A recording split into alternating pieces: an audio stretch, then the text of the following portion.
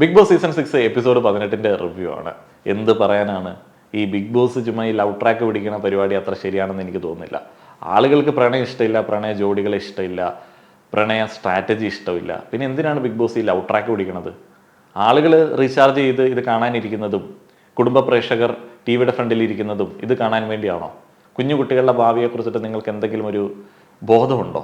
ഇന്ന് ഋഷിയുടെ കഥ കേട്ടിട്ട് എത്രയോ കുഞ്ഞു കുട്ടികൾ ഇൻഫ്ലുവൻസ് ആവാൻ സാധ്യതയുണ്ട്. ഞാൻ ചോദിച്ചല്ല കേട്ടോ, പല ആൾക്കാരും ചോദിക്കാൻ സാധ്യതയുള്ള കാര്യങ്ങളാണ്. ഇന്ന് കുഞ്ഞു കുട്ടികൾ ടീനേജ് ലവിനെ കുറിച്ചിട്ടാണ് കേട്ടത്. രാത്രിയിൽ വീട്ടിൽ പോവുക, വണ്ടി എടുത്തിട്ട് പോവുക, അവിടെ ഒളിച്ചിരിക്കുക, ഇതൊക്കെ ശരിയായിട്ടുള്ളൊരു കാര്യമാണോ? നാളെ തന്നെ ഋഷിക്കെതിരെ സൈബർ അറ്റാക്ക് സ്റ്റാർട്ട് ചെയ്യായിരിക്കും അല്ലേ? എനിക്കറിയില്ല, ഇവരുടെ രീതികൾ എനിക്കറിയില്ല. ഇന്നലെ ലൈവിൻ്റെ കമൻറ്റ് ബോക്സ് നോക്കിയപ്പോൾ ഒരു കമൻറ്റ് ഇങ്ങനെ തുരുതുര വന്നുകൊണ്ടിരിക്കുകയാണ്. ബിഗ് ബോസ് ജാസ്മിൻ ഗബ്രി അവരെ മാറ്റ്, അശ്ലീകരം പിടിച്ചത് ഞങ്ങൾ ഇതൊന്നും കാണാൻ വേണ്ടിയല്ല ഇവിടെ വന്നിരിക്കുന്നത്, അവരുടെ ഒരു പ്രണയം എന്നൊക്കെ പറഞ്ഞിട്ടുള്ള കമൻറ്റുകൾ. പ്രണയം എന്നല്ല, വേറെന്തോ ഭാഷയാണ് ഉപയോഗിച്ചത്.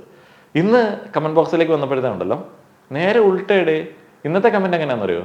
ജാസ്മിൻ ഗബ്രി അവർക്ക് ബിഗ് ബോസ് സൗകര്യം ഒരുക്കുന്നുണ്ട്, കുറേ നേരമായി ഞാൻ നോക്കുന്നവരെ കാണുന്നില്ല എന്ന് പറഞ്ഞാൽ ഈ ചങ്ങായി രാവിലെ തൊട്ട് വൈകിട്ട് വരെ ഇത് നോക്കിക്കൊണ്ട് അവിടെ കുത്തിയിരിക്കുകയാണ്. നമ്മുടെ നാട്ടുകാർ ഭയങ്കര വിറ്റാണ് കേട്ടോ. ബിഗ് ബോസിൽ നിന്ന് പുറത്തിറങ്ങിയ അസീർ റോക്കിയൊക്കെ കാണിക്കുന്ന വിറ്റ് എന്താണ്? We want Rocky boy back എന്നൊക്കെ പറഞ്ഞിട്ട് കുറേ ആൻറ്റിമാർ, അങ്കിൾമാർ, തരുണിമണികൾ, ചേട്ടന്മാർ, ചേച്ചിമാർ, അനിയന്മാർ എല്ലാവരും കൂടെ ഇങ്ങനെ സ്റ്റാറ്റസ് ഇട്ടിട്ടുണ്ട്. അതിൽ കുറേ സ്റ്റാറ്റസ് കണ്ട സമയത്ത് എനിക്ക് തോന്നി ഏതോ ഒരുത്തന് പൈസ കൊടുത്തിട്ട് അവൻ അറേഞ്ച് ചെയ്തതാണ് എന്ന്. ഈ റോക്കി ബായ് എന്ന് പറഞ്ഞിട്ടുള്ള ആളാരാണ്? റോക്കി ബായ് ആയിരിക്കും പുള്ളി ഉദ്ദേശിച്ചത്.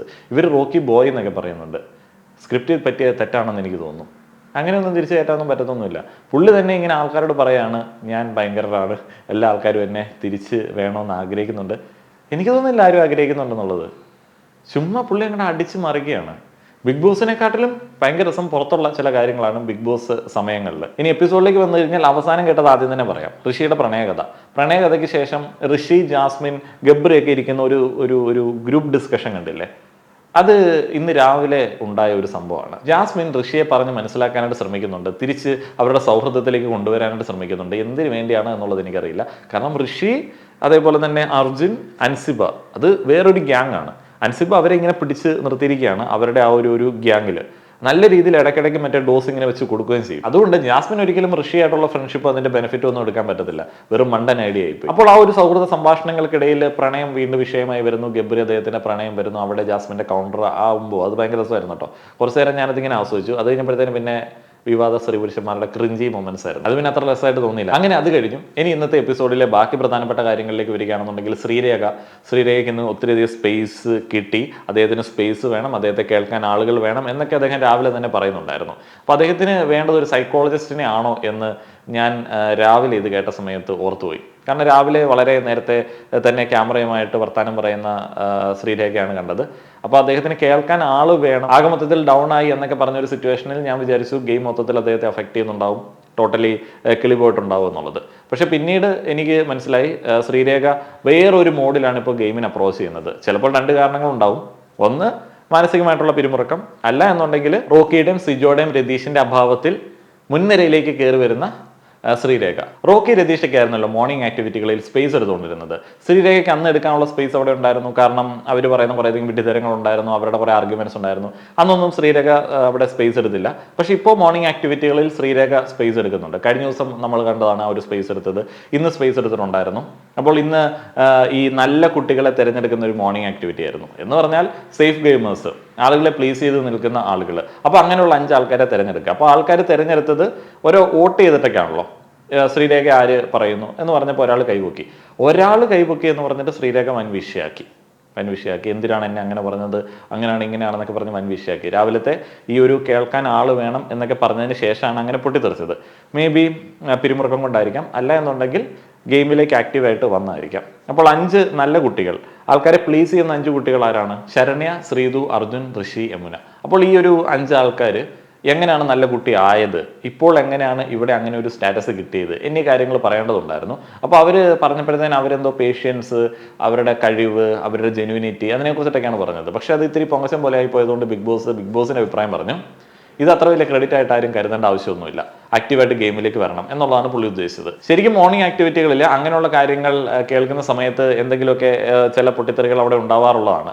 നോറ കഴിഞ്ഞ ദിവസം അങ്ങനെ ഒരു കാര്യത്തിൽ അതൃപ്തി രേഖപ്പെടുത്തിയിരുന്നു. ഇന്ന് ശ്രീരേഖ രേഖപ്പെടുത്തി. അപ്പോൾ ഈ സേഫ് ഗെയിമേഴ്സിനെ എല്ലാവരുടെ മുൻപിൽ ഒന്ന് കാട്ടിക്കൊടുക്കുക എന്നുള്ള ഉദ്ദേശം ഇന്ന് ഭംഗിയായിട്ട് തന്നെ നടന്നു. ഈ അർജുൻ അതേപോലെ തന്നെ ഋഷി അങ്ങനെയുള്ളവർ ഭയങ്കര സേഫ് ഗെയിമേഴ്സ് ആണ്. അവർ ആരെങ്കിലും പറഞ്ഞത് കേട്ട് കളിക്കാൻ നിൽക്കുന്ന ആൾക്കാരാണ്. അത് റോക്കി ഉള്ളപ്പോൾ റോക്കി പറയുന്നത് കേട്ട് കളിക്കാൻ ആഗ്രഹിക്കുന്നു. ഇപ്പോൾ അൻസിബ ഉള്ളതുകൊണ്ട് അൻസിബ പറയുന്നത് കേട്ട് കളിക്കാൻ ആഗ്രഹിക്കുന്നു. അപ്പോൾ ഈ അപ്സരയെ കുറിച്ചിട്ടൊക്കെ അൻസിബ പറഞ്ഞു കൊടുക്കുന്ന കാര്യങ്ങൾ ഇവർ അതേപടി എടുക്കുകയാണ്. ഇവർക്ക് പേഴ്സണലി അപ്സരയായിട്ട് പ്രത്യേകിച്ച് പ്രശ്നമൊന്നുമില്ല. പക്ഷേ അൻസിബ പറയുന്നത് എന്താണോ ഇവരങ്ങനെ ഏറ്റെടുക്കുകയാണ്. ഇനിയുള്ളത് പവർ ടീമിന്റെ വെറുപ്പിക്കലാണ്. രാവിലെ മുതൽ പവർ ടീമിന്റെ വെറുപ്പിക്കലുമായിട്ടുള്ള പ്രശ്നങ്ങളാണ്. ഈ നോറയോട് ഇന്നലെ മുതൽ തന്നെ അല്ലെങ്കിൽ മിനിഞ്ഞാന്ന് മുതൽ തന്നെ ജിൻഡോയ്ക്ക് ഒരു പ്രശ്നമുണ്ട്. ഇപ്പൊ നോറ ചില കാര്യങ്ങൾ ജിൻഡോനെ ചോദ്യം ചെയ്യും. ജിൻഡോനെ ഇന്നലെ മൊയന്തെന്നൊക്കെ വിളിക്കുന്നത് കേട്ടില്ല. അപ്പൊ അത് പുള്ളിയുടെ മനസ്സിലുണ്ട്. അപ്പം ഇന്നത്തെ ആ ഒരു ചെരുപ്പ് വിഷയത്തിലൊക്കെ ആണെങ്കിലും ജിൻഡോ ആ ഒരു പഴയ കാര്യങ്ങളാണ് എടുത്തിടാനായിട്ട് ശ്രമിക്കുന്നത്. പിന്നെ ജിൻഡോയ്ക്ക് ഒരു സോഫ്റ്റ് സൈഡ് ഉള്ളത് മറ്റേ ശ്രീരേഖ അതേപോലെ തന്നെ യമുന അവരുടെയൊക്കെ ഒരു സൈഡിനോടാണ്. അപ്പോൾ ഇവിടെ ജിൻഡോ പവർ എടുക്കുന്ന സമയത്ത് സംഭവിക്കുന്നത് എന്താണെന്ന് വെച്ച് കഴിഞ്ഞാൽ ഭയങ്കര പാർഷ്യാലിറ്റി വരും. അതേപോലെ തന്നെ ന്യായമല്ലാത്ത ചില ആർഗ്യുമെന്റ്സ് വരും. ഈ പണിഷ്മെന്റ് കൊടുക്കൽ എന്ന് പറയുന്നത് ഭയങ്കര എന്തോ പുള്ളി കാണിക്കുന്നത് എനിക്കറിയില്ല. ആരെ കണ്ടാലും അപ്പം തന്നെ പിടിച്ചൊരു പണിഷ്മെന്റ് കൊടുക്കും. ഇന്നലെ പുള്ളിക്കാരൻ ഇവരെല്ലാം പിടിച്ചിരുത്തിയിട്ട് സീട്ട് വലിക്കാൻ പോയ ആ ഒരു കേസ് ഇന്ന് പല ആളുകളും ഉന്നയിച്ച സമയത്ത് ജാൻമണി അകത്തെ കയറി പിടിക്കുന്നുണ്ട്. ജാൻമണിക്ക് സ്ട്രെസ്സാണ് പോലും. സിഗരറ്റ് അദ്ദേഹം 3 പാക്കറ്റ് ഒരു ദിവസം വലിക്കുന്നതാണ്. ഇപ്പോൾ 1 പാക്കറ്റേ കിട്ടുന്നുള്ളൂ. അതിന്റെ സ്ട്രെസ്സാന്നൊക്കെ പറഞ്ഞിട്ട് ഭയങ്കരമായിട്ട് അങ്ങ് ബ്രേക്ക് ആവുന്നു. ആ ഒരു അഡിക്ഷൻ അവിടെ ഇത്തിരി ഒന്ന് കുറച്ചുകൊണ്ട് വരാനായിട്ടുള്ള ഒരു അവസരമാണ്. അത് പറഞ്ഞ് അദ്ദേഹം രാവിലെ കുറച്ച് സിംപതി പിടിച്ചു പറ്റാനായിട്ട് ശ്രമിക്കുന്നുണ്ട്. ആൾക്കാരെ ആശ്വസിപ്പിക്കുന്നുണ്ട്. ഇന്നലെ അദ്ദേഹം ഒറ്റപ്പെടുന്നു എന്ന് പറയുന്ന ഒരു വിഷമം പറഞ്ഞിരുന്നു. എന്തായാലും ഉച്ച കഴിഞ്ഞപ്പോഴത്തേനും മനസ്സിലായത് നോമിനേഷനിലേക്ക് വന്നതിന്റെ ചില വേദനകളൊക്കെയാണ്. അതേപോലെ നല്ല കുട്ടിയാണ് എന്ന് ജാൻമണിയെ പറഞ്ഞില്ല എന്നുള്ളൊരു പരാതിയും ജാൻമണിക്കുണ്ട്. അതൊക്കെ ഒരു ക്രെഡിറ്റ് കിട്ടുന്ന ഗെയിമായിട്ടാണ് ജാൻമണിയൊക്കെ നോക്കിക്കണ്ടത്. അതായിരിക്കാം ബിഗ് ബോസ് അത്തരത്തിൽ അതങ്ങനെ ക്രെഡിറ്റ് ആയിട്ട് എടുക്കണ്ട എന്ന് പറഞ്ഞത്. അപ്പോൾ ജാൻമണിയുടെ പ്രശ്നം അതാണ്. ജാൻമണിക്ക് ബെനിഫിറ്റ് കിട്ടുന്ന ഏത് സൈഡിലേക്ക് പോകണം എന്നുള്ള ഒരു ആലോചനയാണ് നമ്മൾ ജിൻഡോയ്ക്കൊപ്പം ഇരിക്കുന്ന ആ ഒരു സമയത്ത് കണ്ടത്. അൻസിബയുടെ ക്യാപ്റ്റൻസി ഇന്നാണല്ലോ മുഴുവനായിട്ട് നമുക്ക് കാണാൻ പറ്റിയത്. അപ്പോൾ അൻസിബ എല്ലായിടത്തും വളരെ സിസ്റ്റമാറ്റിക് ആയിട്ട് കാര്യങ്ങൾ അപ്രോച്ച് ചെയ്യുന്നുണ്ട്.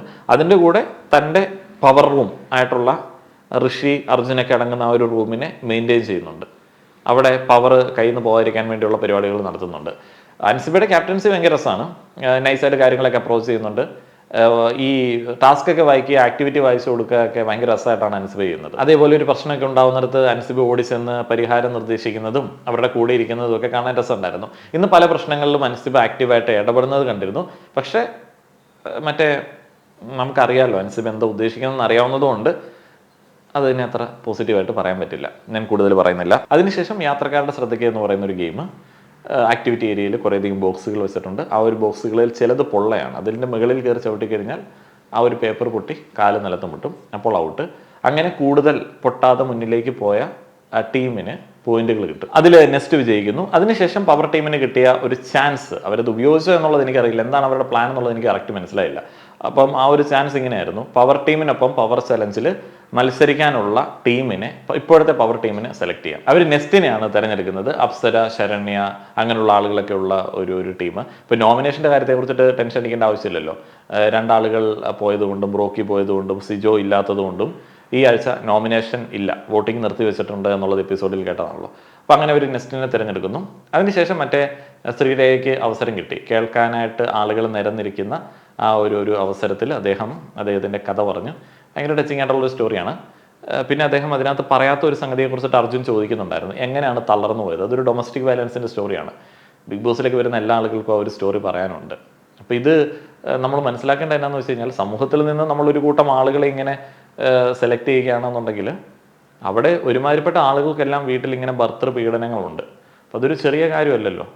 അപ്പോൾ അത് ഡൊമസ്റ്റിക് വയലൻസ് എന്ന് പറയുന്നത് ഒരു കാലഘട്ടത്തിൽ സ്ഥിരമായിട്ട് നടന്നുകൊണ്ടിരുന്ന ഒരു കാര്യമാണ്. ടോട്ടലി ലൈവ് അത്ര എൻഗേജിങ് ആയിട്ട് എനിക്ക് തോന്നിയില്ല. അവിടെ ഇവിടെയൊക്കെ എന്തൊക്കെയോ ഡിസ്കഷൻസും കാര്യങ്ങളൊക്കെ. നമ്മുടെ ഈ പവറായിട്ടുള്ള ആൾക്കാരില്ലല്ലോ. എന്തെങ്കിലുമൊക്കെ കുറച്ച് ആക്റ്റീവായിട്ട് ഗെയിം എന്ന് പറഞ്ഞ് നിൽക്കുന്ന ആൾക്കാരില്ല. പെട്ടെന്നുള്ള ഒരു പോക്കായി പോയില്ലേ മറ്റേ സിജോയുടെയും ബ്രോക്കിയുടെയൊക്കെ. അതുകൊണ്ട് എങ്ങനെയാണ് ഇനിയിപ്പം ഉയർന്നു വരിക എന്നുള്ളത് എനിക്കറിയില്ല. വൈൽഡ് കാർഡ് എൻട്രി ഒക്കെ ഉണ്ടെങ്കിൽ ഇത് രക്ഷപ്പെടാനായിട്ടുള്ള സാധ്യതയുള്ളൂ. അല്ല എന്നുണ്ടെങ്കിൽ നമ്മളിങ്ങനെ ചുമ്മാ ഇങ്ങനെ കുറച്ച് ആൾക്കാർ സന്തോഷകരമായിട്ട് ഗെയിമൊക്കെ കളിച്ച് പോകുന്നത് ഇങ്ങനെ കണ്ടുകൊണ്ടിരിക്കാം എന്നുള്ളതല്ലാതെ എനിക്കതിനകത്ത് വലിയ ആസ്വാദനം ഇപ്പോൾ ഫീൽ ചെയ്യുന്നില്ല. നിങ്ങളുടെ അഭിപ്രായങ്ങൾ പറയുക. നിങ്ങൾ ആസ്വദിക്കുന്ന രീതികൾ പറഞ്ഞിരിക്കുകയാണെന്നുണ്ടെങ്കിൽ ഞാൻ അതുവഴി ഒന്ന് പിടിച്ചു നോക്കാം. എനിക്ക് അത്യാവശ്യം മൊത്തത്തിൽ കണക്ഷൻ വിട്ടു പോകുന്നുണ്ട് അതിൻ്റെ അകത്തുള്ള ആ ഒരു ടോട്ടൽ മൂഡിൽ.